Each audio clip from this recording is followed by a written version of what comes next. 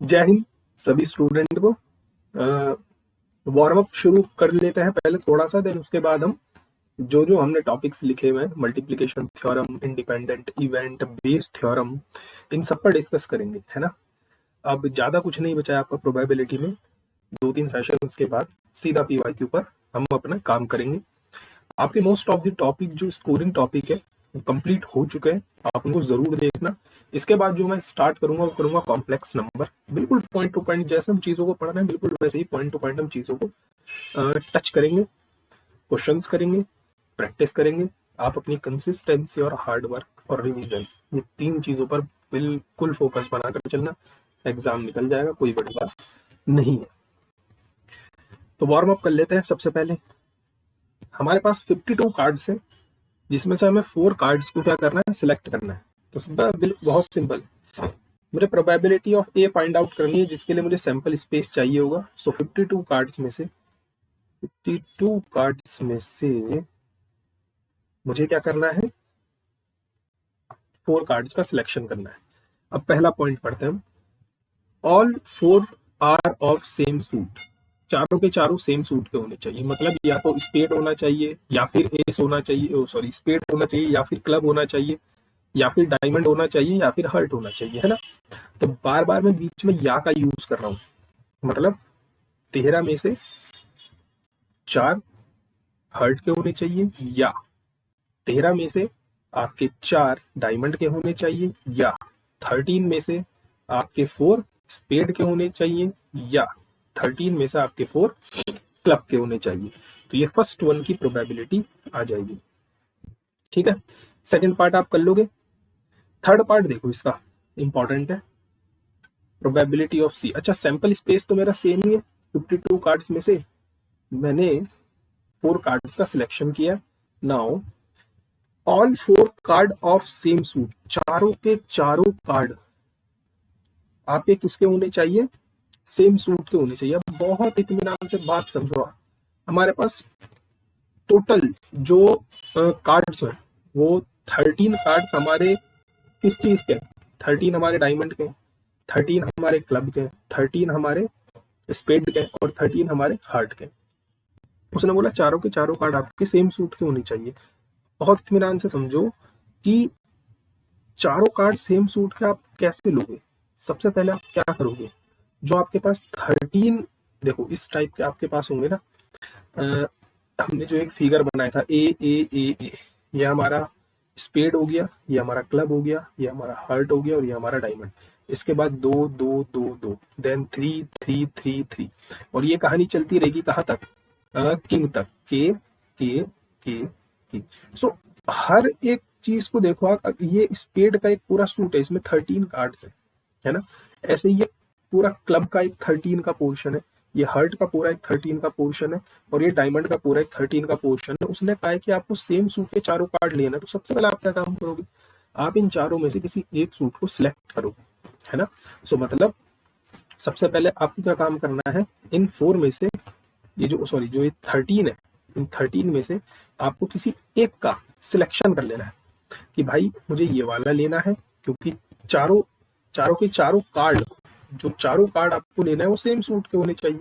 तो सबसे पहले मैं इन चारों में से, इन 13 में से, सॉरी ये जो 13 मेरे पास है, इनमें से मैं किसी भी एक का सिलेक्शन कर लूंगा। तो सपोज मैंने इसका सिलेक्शन कर लिया, ये मैंने सिलेक्ट कर लिया, ठीक। अब जैसे ये मैंने सिलेक्ट करा, अब इसके बाद में चारों के चारों कार्ड उठा लूंगा, है ना। कितने टाइप से, 4 टाइप से मैंने चारों के चारों कार्ड उठा लिए। क्लियर है। बाकी पार्ट्स इसके इजी हैं, आप इजीली इस चीज को कर सकते हो। अब बढ़ते हैं हम अपनी थ्योरी पर। यहां से आपकी थ्योरी स्टार्ट होती है, और यहां से जो अब अगले क्वेश्चंस आएंगे वो आपके पीवाईक्यूज में आते हैं, आपने देखे होंगे अक्सर। तो सबसे पहला फॉर्मूला है हमारा probability of A union B. This is so simple, हमारा सेट थ्योरी का ही प्रॉब्लम है। Probability of A plus probability of B minus probability of A intersection B.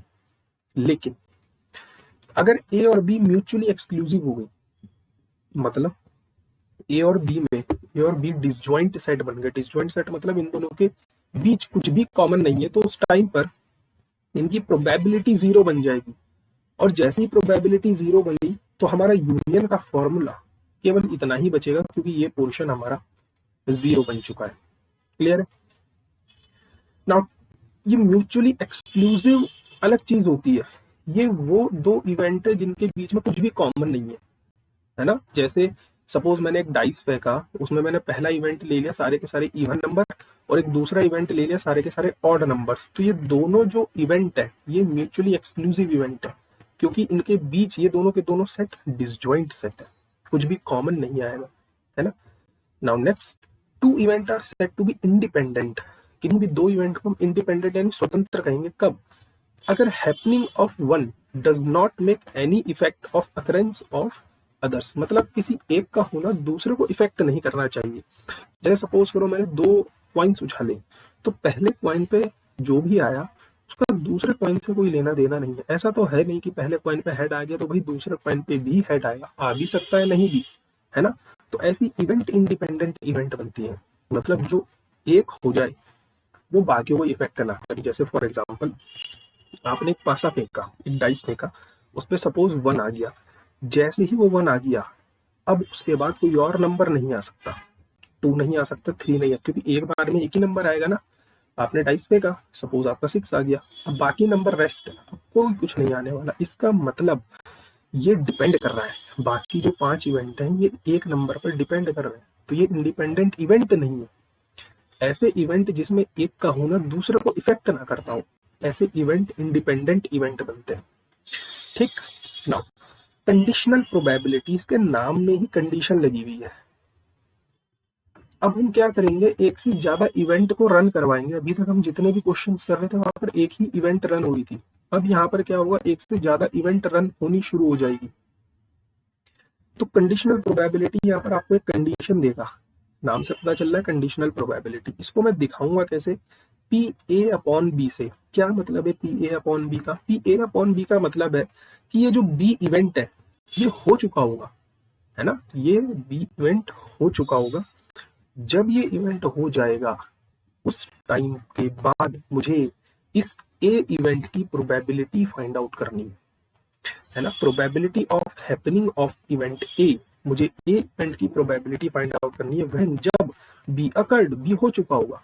जब बी हो चुका होगा उस टाइम पर मुझे ए इवेंट की प्रोबेबिलिटी फाइंड आउट करनी है। सो बेसिकली अगर देखा जाए तो एक कंडीशनल प्रोबेबिलिटी टोटली डिपेंडेंट है, इंडिपेंडेंट तो है नहीं, टोटली डिपेंडेंट है। मीन्स कहने का यह है कि अगर गलती से भी ए और बी इंडिपेंडेंट इवेंट बन गए तो ए का होना बी को इफेक्ट नहीं करेगा और बी का होना ए को इफेक्ट नहीं करेगा। समझो बात ध्यान से। कंडीशनल प्रोबेबिलिटी कहती है पी ए अपॉन बी, मतलब हमें ए की, इस ऊपर वाले की प्रोबेबिलिटी फाइंड आउट करनी है जब बी हो चुका है। और अगर ए और बी दोनों ही इंडिपेंडेंट बन गए तो ए का होना बी को इफेक्ट नहीं करेगा, बी का होना ए को इफेक्ट नहीं करेगा। मतलब उस टाइम पर आप चाहे P A upon B calculate करो, चाहे आप पी ए कैलकुलेट करो, कोई फर्क नहीं पड़ता है ना। इसके बाद अभी आएगा टॉपिक। तो इसका फॉर्मूला क्या होता है पी ए अपॉन बी का, ये हमारा फॉर्मूला है जो आपको याद रखना है। ऊपर इंटरसेक्शन आएगा अपॉन पी बी, मतलब जो प्रोबेबिलिटी हो चुकी है वो डिनोमिनेटर में, और ऊपर दोनों का इंटरसेक्शन। यस, ये चीज ऑब्वियस है कि P B not equals to 0। अगर मैं इनकी क्रॉस मल्टीप्लाई करवा दूं, आप यहाँ चीजें ध्यान से समझो, यहाँ से जो भी चीजें हो रही है यहाँ पर एक से ज्यादा इवेंट रन हो रही है ना। ए और बी 2 इवेंट आ रहे हैं, 3 इवेंट आएंगे, 4 इवेंट आएंगे। अगर मैं इनकी क्रॉस मल्टीप्लाई करवा दूं तो मुझे इंटरसेक्शन की वैल्यू मिल जाएगी, और इसी को कहा जाता है मल्टीप्लीकेशन थ्योरम। जब दो इवेंट साइमल्टेनियसली रन करेंगे, कंडीशनल प्रोबेबिलिटी में क्या है, एक इवेंट हो चुकी होगी और उसके हो जाने के बाद मुझे किसी और की प्रोबेबिलिटी बतानी है। मल्टीप्लिकेशन थ्योरम में क्या होगा, जब दो इवेंट एक साथ रन कर रहे होंगे मुझे उस बात की प्रोबेबिलिटी बतानी है। ठीक। नाउ इंपॉर्टेंट, ये चीज मैं आपको ऊपर समझा रहा था कि अगर ए और बी आपके इंडिपेंडेंट इवेंट हो गए तो पी बी अपॉन ए और पी बी सेम ही आएंगे, क्योंकि ए का होना बी को इफेक्ट नहीं करेगा और बी का होना ए को इफेक्ट नहीं करेगा। तो उस टाइम पर जो कंडीशनल प्रोबेबिलिटी है वो पूरी तरीके से निरस्त हो जाएगी, फेल हो जाएगी। क्लियर है? नाउ इंपॉर्टेंट, यहां आज हम केवल थ्योरी समझ रहे हैं, नेक्स्ट सेशन हमारा इनके क्वेश्चंस पर बेस्ड रहेगा। नाउ बेस थ्योरम समझने के लिए आपको सबसे पहले टोटल प्रोबेबिलिटी समझनी पड़ेगी कि टोटल प्रोबेबिलिटी क्या होती है। तो इसी चीज को हम डिस्कस करते हैं। सबसे पहले मैं ये आपके सामने एक वेन डायग्राम के जरिए इस चीज को समझाने की कोशिश करता हूँ। ये मेरा पूरा सैंपल स्पेस है एस, और यहाँ पर मैं कुछ आपके सामने इवेंट रख रहा हूँ। ये मेरा A1 इवेंट है, ये मेरा A2 इवेंट है, ये मेरा A3 है, this we have A4, this we have A5, this we have A6 and this we have suppose A के हमारे पास सपोज n इवेंट है, और ये सारे के सारे इवेंट कैसे म्यूचुअली एक्सक्लूसिव है। म्यूचुअली एक्सक्लूसिव मतलब इन सबके इंटरसेक्शन हमारी डिसजॉइंट है, एम्प्टी सेट है, एंड एग्जॉस्टिव भी है। एग्जॉस्टिव मतलब जब मैं इन सारे इवेंट का यूनियन लूंगा तो मुझे पूरा सैंपल स्पेस मिल जाएगा, है ना। ये सब चीजें हम फर्स्ट लेक्चर में डिस्कस कर चुके हैं। अब एक ऐसा इवेंट है जो इन सब में हो रहा है, एक इवेंट ऐसा है ए जो इन सब में हो रहा है। देखो ये वाला हिस्सा ए का ऐसा है जो A1 के साथ हो रहा है ना। ये वाला हिस्सा ए का ऐसा है जो ए के साथ हो रहा है, ठीक है ना। तो इसी टाइप से ये वाला हिस्सा वो है जो A5 के साथ हो रहा है, ये वो हिस्सा है जो A4 के साथ हो रहा है, ये वो हिस्सा है जो A3 के साथ हो रहा है, ये वो हिस्सा है जो A2 के साथ हो रहा है। मतलब ए इवेंट एक ऐसा इवेंट है जो इन सारी प्रोबेबिलिटियों के साथ कुछ ना कुछ रिलेशन रखता है। क्लियर है। तो टोटल प्रोबेबिलिटी क्या कहती है? टोटल प्रोबेबिलिटी आपसे कहती है कि मुझे इस ए इवेंट की प्रोबेबिलिटी फाइंड आउट करनी है जो इन सब के साथ रिलेशन में। तो मैं कैसे फाइंड आउट करूंगा? तो ये कहता है कि सबसे पहले आप एक एक 1 बाय 1 उठाओ। आप ये देखो A1 की प्रोबेबिलिटी क्या है, फिर A1 हो चुकी है, ये A1 हो चुका है, इस टाइम पर इस A की क्या प्रोबेबिलिटी है, A on A1 conditional probability जो अभी जस्ट ऊपर आपने पढ़ा है कि A1 इवेंट हो चुका है एंड A1 के होने के बाद इस A की क्या प्रोबेबिलिटी आप वो फाइंड आउट करो। फिर प्लस अब आप A2 की प्रोबेबिलिटी देखो, फिर A2 के हो जाने के बाद A की क्या प्रोबेबिलिटी है आप वो देखो, plus in the same way आप इस AK की प्रोबेबिलिटी ढूंढो, फिर इस AK के हो जाने के बाद A की क्या प्रोबेबिलिटी है आप वो चेक करो। जब आप इन सब का एडिशन कर दोगे तब आपको इस A की प्रोबेबिलिटी मिल जाएगी कि भाई इस A की क्या प्रोबेबिलिटी रही होगी इस इवेंट की। इस इवेंट की ये खासियत है कि ये इवेंट सबके साथ कुछ ना कोई रिलेशन बना के रखा हुआ है, तभी हम टोटल प्रोबेबिलिटी पढ़ रहे हैं, ठीक। यहीं पर कूद कर आए बेस थ्योरम। बेस थ्योरम ने क्या बोला कि सपोज हमारे पास कुछ के इवेंट है, ये हमारे पास कुछ के इवेंट है जो एक साथ घटित हो रहे हैं, then probability of happening of a particular event. इसने क्या बोला कि ध्यान से समझो चीज, ये कह रहा है कि हमारे पास ये एक इवेंट हो रहा है, ये चल रहे हैं, हमारे इवेंट चलने में लगे हुए, और ये ए इवेंट भी हो चुका है। टोटल प्रोबेबिलिटी में तो हम क्या कैलकुलेट कर रहे थे, इस ए इवेंट की प्रोबेबिलिटी फाइंड आउट कर रहे थे कि भाई इन सब के साथ इस ए इवेंट की क्या प्रोबेबिलिटी रही होगी। यहां बेस थ्योरम क्या कह रही है कि ये ए जितने भी इवेंट है A1 A2 A के ये चल रहे हैं, ये इवेंट चल रहे हैं, ये जो बीच में आपका ए इवेंट है जो इन सबके साथ रिलेशन बनाया हुआ है, ये इवेंट भी हो चुका है। अब आप मुझे ये बताओ कि ये ए इवेंट A3 के साथ क्या रिलेशन रख रहा है। मतलब उल्टा प्रोसेस करवाना चाह रहा है आपसे कि भाई ये सब कुछ हो चुका है, इनके हो जाने के बाद इस ए ने इस A3 के साथ क्या रिलेशन रखा मुझे ये बताओ, इस ए ने इस A1 के साथ क्या रिलेशन रखा मुझे ये बताओ। तो सपोज एक इवेंट A3, हम पर्टिकुलर A3 की बात कर रहे हैं, इसको हम डिनोट कैसे करेंगे, पी A3 अपॉन ए। A3 अपॉन ए मतलब ए इवेंट हो चुका है, ये ऊपर हम ए इवेंट की प्रोबेबिलिटी निकाल लेते, यहाँ पर ए इवेंट हो चुका है, इसके हो जाने के बाद A3 की क्या प्रोबेबिलिटी है कि वो A3 में से हुआ है। सो सेम वही कंडीशनल प्रोबेबिलिटी, सबसे पहले ऊपर इन दोनों का intersection A3 intersection A upon PA, और PA यहाँ पर क्या है, this is what, this is total probability.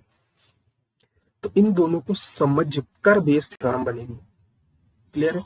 जैसे सपोज अगर मैं बात करता कि भाई ए प्रोबेबिलिटी हो चुकी है आप मुझे ये बताओ कि ये जो प्रोबेबिलिटी है ये A4 के साथ गणित खेल लिए तो आप कैसे करोगे? हम लिखेंगे P A4 intersection A upon नीचे टोटल प्रोबेबिलिटी A, कि इस A इवेंट ने किस किस के साथ, यहाँ तो K इवेंट है, सपोज ये A इवेंट कुछ ऐसे समझो, ये जो हमारा A इवेंट है ये हमारा A1, ये हमारा A2 और ये हमारा A3, और एक इवेंट है मेरे पास इन सब के बीच में A। तो मैं आपसे प्रोबेबिलिटी जानना चाहता हूं कि A इवेंट तो हो चुकी है, ये हो गई कंप्लीट है, आप मुझे ये बताओ इस A इवेंट ने इस A1 के साथ क्या रिलेशन रखा है? तो आप क्या करोगे? ऊपर वाले का इंटरसेक्शन अपॉन नीचे टोटल प्रोबेबिलिटी PA। तो टोटल प्रोबेबिलिटी PA कितनी आ जाएगी? ये आ जाएगी केवल यहां से लेकर के 3 तक। ठीक, सो ये आपका बेसिक है, ये आपकी सारी थ्योरी है। इन थ्योरी को बहुत अच्छे से समझना। हम नेक्स्ट सेशन इन सब पर बेस्ड क्वेश्चनों के ऊपर करेंगे, एंड देन इसके बाद आपकी बाइनोमियल आएगी, बाइनोमियल के बाद मीन वेरिएंस आएगा, and then previous year question. So मुश्किल से 3 से 4 सेशन इसके और बनेंगे। तब तक के लिए अपनी पढ़ाई करो। जय हिंद और जय भारत।